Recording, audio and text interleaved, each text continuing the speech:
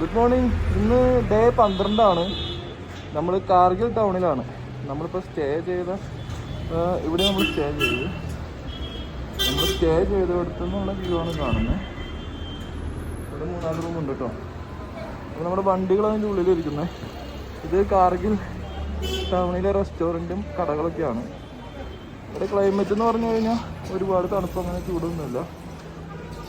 ശരിക്കും പറയുകയാണെങ്കിൽ നമ്മുടെ റൂമിൽ നമ്മൾ AC ഇട്ട് കഴിയുമ്പോഴൊരു ടെമ്പറേച്ചർ അല്ലേ 22 അല്ലെങ്കിൽ 24 ആ ഒരു ഫീലിംഗ് രാത്രി ഉണ്ടായുള്ളൂ. അതുകൊണ്ട് തന്നെ ഹീറ്ററിൻ്റെയോ അല്ലെങ്കിൽ AC-യുടെ ഒന്നും ആവശ്യം തോന്നിയില്ലായിരുന്നു.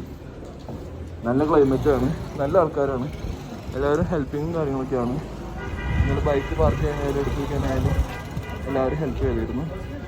അപ്പോൾ ഇന്നലെ നമ്മൾ സോർജില പാസൊക്കെ കടന്ന് ദ്രാസൊക്കെ കടന്ന് നമ്മുടെ LOC line of control view പോയിൻ്റൊക്കെ കണ്ട് കാർഗിലെത്തി. ഇന്നത്തെ നമ്മുടെ പരിപാടി എന്ന് പറഞ്ഞാൽ കാർഗിലിൽ നിന്ന് ലേ സിറ്റിയിലെത്തുക എന്നുള്ളതാണ്.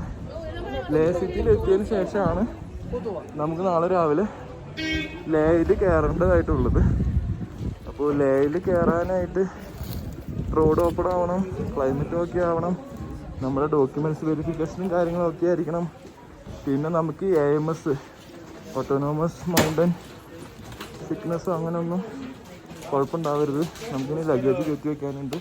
ഇവിടെയാണ് നമ്മൾ ബൈക്ക് വെച്ചത്. അപ്പോൾ നമ്മുടെ ഭായിമാർ പറഞ്ഞു ധൈര്യമായിട്ട് വെച്ച മക്കളെ, ഒരു കുഴപ്പമില്ല, എല്ലാം നമ്മുടെ പിള്ളേരാ.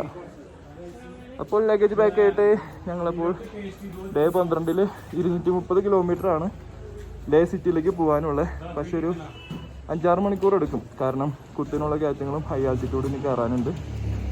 അപ്പോൾ അങ്ങനെ ബാക്കി വിശേഷങ്ങൾ പിന്നെ.